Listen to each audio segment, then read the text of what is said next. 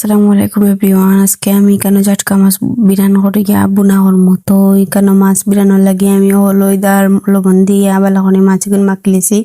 মাখিয়ে আমি একটা লোয়ারির মাঝে তেল দিছি, তেল দিয়া বালা একটা একটা করে গিয়ে মাছ কিন্তু বালা করে বিরান করিলাম। এখন মাছের এক সাইড বিরান হয়ে গেছে, আমি উল্টে দিলাম দিয়া দেহ সারা মাছ বিরান হয়ে গেছে। এখন আমি মাছ বিরানোর তেলের মধ্যে পেঁয়াজ দিলাইছি, পেঁয়াজ দিয়া লবণ দিছি, লবণ দিয়ে পেঁয়াজ গুলো ভালো করে টানাই একটু পানি দিছি, পানি দিয়ে গুঁড়া মশলা দিলাইলাম, হলুদ মরিচ আর বাখর দিলাইছি, দিয়ে কিন্তু মশলাটা ভালো করে কষাই লিছি।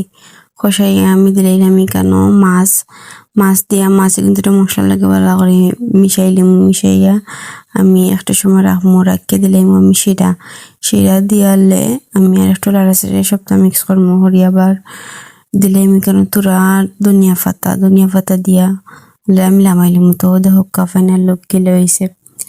আর সবাই কমেন্ট করে জানাইবা কি লইছে। আসসালামু আলাইকুম।